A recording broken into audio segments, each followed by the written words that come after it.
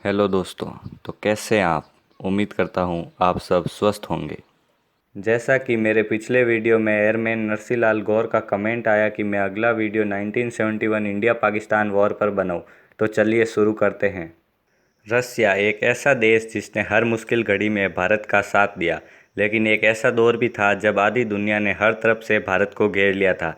जब भारत अकेला उस युद्ध में सबसे भिड़ जाने के लिए खड़ा था, तब रसिया ही था जो भारत के लिए आधी दुनिया से लड़ गया। नमस्कार दोस्तों, मैं हूँ सुनील और आप देख रहे हैं पीपल तक। आइए और जानते हैं इस युद्ध की पूरी कहानी विस्तार से, जो रसिया और इंडिया की दोस्ती की मिसाल बन गई। अगर आपने अब तक चैनल को सब्सक्राइब नहीं किया है तो सब्सक्राइब कीजिए। वर्ष 1971 इंडिया पाक का वॉर। दोस्तों, वर्ष 1971 से पहले बांग्लादेश पाकिस्तान का ही हिस्सा था। इसे ईस्ट पाकिस्तान के नाम से जाना जाता था, मगर ईस्ट पाकिस्तान में रहने वाले नागरिकों को हमेशा पाकिस्तान से अलग थलग रखा जाता था। ईस्ट पाकिस्तान में रहने वाले लोग बांग्ला बोला करते थे, जबकि वेस्ट पाकिस्तान को इससे कोई मतलब नहीं था। ऐसे में पाकिस्तान की सरकार में हमेशा वेस्ट पाकिस्तान का ही बोलबाला रहा, जिससे ईस्ट पाकिस्तान को ज़रूरी डेवलपमेंट नहीं हुआ। इसके चलते ईस्ट पाकिस्तान के लोग वेस्ट पाकिस्तान से नफरत करने लगे और वहाँ अलगाव की राजनीति ने जोर पकड़ लिया था, जो धीरे धीरे भयानक रूप ले रही थी, जिसकी वजह से वेस्ट पाकिस्तान ने ईस्ट पाकिस्तान के लोगों पर बल प्रयोग कर उनका मुंह बंद करना शुरू कर दिया। पाकिस्तान के डर की वजह से ईस्ट पाकिस्तान के लोग अवैध तरीके से प्रवेश करने लगे। धीरे धीरे कई ईस्ट पाकिस्तानी भारत में प्रवेश कर गए। इससे भारत की मुश्किलें और बढ़ गईं। इन हालातों पर गंभीरता बरतते हुए माननीय प्रधानमंत्री इंदिरा गांधी ने अमेरिकी राष्ट्रपति रिचर्ड निक्सन को इसकी जानकारी दी कि पूर्वी पाकिस्तान में हालात बदतर हो रहे हैं और वहां से लोग भागकर भारत में आ रहे हैं।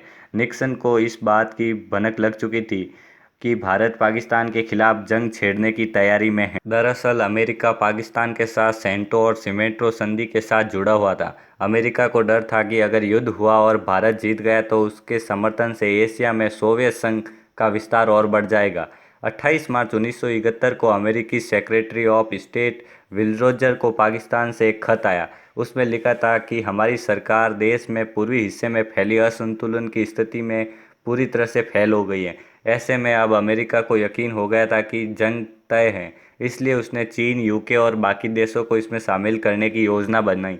इसके लिए उन्होंने पाकिस्तान के जरिए चीन और बाकी देशों को संदेश पहुंचाया, लेकिन भारत इस बात से बेखबर था कि अमेरिका इस मुद्दे पर भारत को घेरना चाहता है। इससे बेखबर प्रधानमंत्री इंदिरा गांधी पूर्वी पाकिस्तान के बंगाली लोगों की स्थिति को सुधारने को लेकर अमेरिकी राष्ट्रपति निक्सन के पास पहुंची।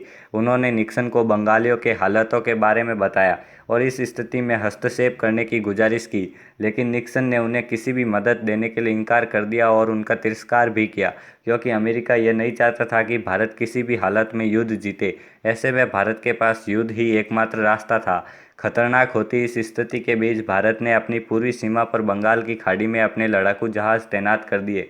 हालांकि जब तक भारत की तरफ से पहला वार किया जाता, तब तक 3 दिसंबर की रात को पाकिस्तान की ओर से भारत पर हमला कर दिया गया।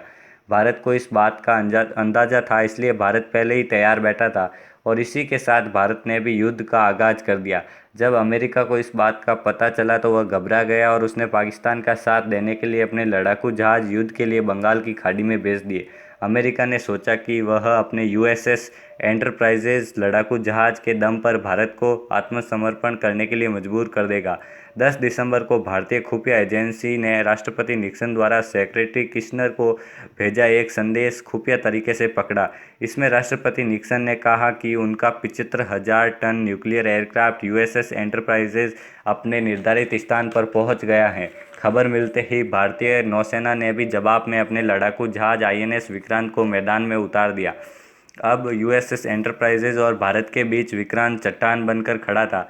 इसी बीच सोवियत खुफिया एजेंसी ने से एक और खबर आई कि ब्रिटिश लड़ाकू जहाज ईगल भारतीय महाद्वीप की ओर बढ़ रहा है। इसी के साथ भारत को यह भी पता चला कि अमेरिका, यूके और चीन ही नहीं बल्कि कई और देशों के जहाज भी भारत की तरफ बढ़ रहे थे, जैसे सऊदी, जॉर्डन और इटली। हालांकि इसके बावजूद भी भारत नहीं घबराया और पीएम इंदिरा गांधी ने सख्त रवैया अपनाते हुए दुश्मन का सामना करने का फैसला किया। इसी दौरान इंदिरा गांधी ने इंडो सोवियत संधि की तथा इसके तहत रूस से मदद मांगी और इसी के साथ रूस भी बिना किसी झिझक अकेले आधी दुनिया से लड़ने निकल पड़ा। 13 दिसंबर को एडमिरल व्लादिमीर कुरुगिलियर के नेतृत्व में सोवियत संघ ने न्यूक्लियर हथियारों से लैस अपने लड़ाकू जहाज और सबमरीन्स को भी भेज दिया। उस समय रशिया के पास इतने लड़ाकू जहाज नहीं थे जिससे कि वो सभी देशों को रोक पाए, इसलिए उसने अपनी पूरी ताकत लगा दी। रूस ने व्लादिवोस्तोक से अपनी सोवियत क्रूजर्स, डेस्ट्रॉयर्स और न्यूक्लियर सबमरीन्स इंडियन ओशन में उतार दिए। इतने लड़ाकू जहाज़ों को एक साथ देखकर यूके की हालत पतली हो गई और वह आधे रास्ते से ही वापस लौट गया। अब बारी अमेरिका की थी, जो कि लगातार भारत की तरफ बढ़ता जा रहा था। रूस ने अमेरिका को रोकने के लिए अपनी मिसाइल्स यूएसएस एंटरप्राइज की तरफ कर दी। रूस की मिसाइलों की रेंज सिर्फ 300 किलोमीटर तक ही थी और इसलिए रूस ने रिस्क लेते हुए अपने बैटलशिप्स को दुश्मन के और करीब ले जाने का फैसला लिया, जिससे दुश्मन उसकी रेंज में था। और इसी के साथ रशियन कमांडर्स ने भी सबमरीन्स को पानी की सतह पर लाने का आदेश दे दिया, जिससे अमेरिका उन सबमरीन्स को देख सके और उसको ये बात समझ में आ जाए कि भारत पर हमला करने के क्या परिणाम हो सकते हैं। जब अमेरिका ने रूस के लड़ाकू जहाज़ देखे तो वो भी समझ गया कि रूस के पास हर वो चीज़ है जो समुद्र में युद्ध जीतने के लिए चाहिए। रूस ने अमेरिका को सीधे सीधे चेतावनी दे दी कि अगर उसने भारत पर एक भी हमला किया तो परिणाम भुगतने के लिए तैयार हो जाएं। तभी अमेरिका के शिप्स भी वापस मुड़ते नजर आए। चीन को रूस ने सीधे सीधे तौर पर धमका दिया कि अगर भारत पर एक भी खरोंच आई तो हमारी तरफ से भी चीन पर हमला कर दिया जाएगा। चीन भी अब समझ गया कि रूस से लड़ाई उसे बहुत भारी पड़ सकती है, इसलिए वो भी दुम दबाकर वापस भाग गया। समुद्र में मौजूद भारी मात्रा में लड़ाकू विमानों ने बाकी देशों को भी वापस जाने पर मजबूर कर दिया और फिर धीरे धीरे सभी देशों के बैटलशिप्स उल्टे पाव वापस चल दिए। इस तरह रूस ने भारत की मदद तब की जब उसे आधी दुनिया ने घेर लिया था और इसी के साथ भारत उन ईस्ट पाकिस्तान के लोगों को भी आज़ाद कराने की तरफ बढ़ रहा था जिस पर पाकिस्तान ने इतने जुल्म किए थे। इसी बीच प्रधानमंत्री इंदिरा गांधी ने एक नया प्रस्ताव पारित किया और पूर्वी पाकिस्तान को अलग देश बनाने की अपनी योजना को आगे बढ़ाया।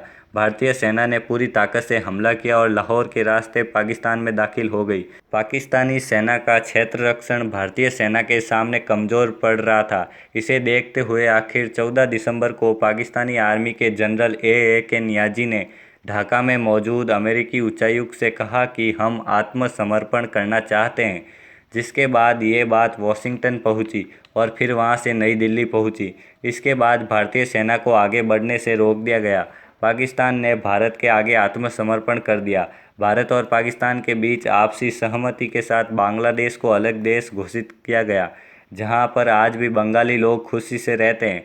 यह भारतीय इतिहास का एक अहम लम्हा था जब भारत ने न सिर्फ पाकिस्तान पर ही बल्कि अमेरिका, चीन, ब्रिटेन व बाकी देशों को भी अपनी ताकत का एक नमूना दिखाया और ये संदेश भी दिया कि तुम सब मिलकर भी भारत का कुछ नहीं बिगाड़ सकते।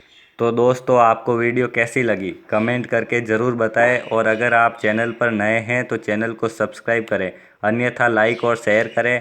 मैं मिलूँगा अब आपसे एक और नई वीडियो के साथ। धन्यवाद।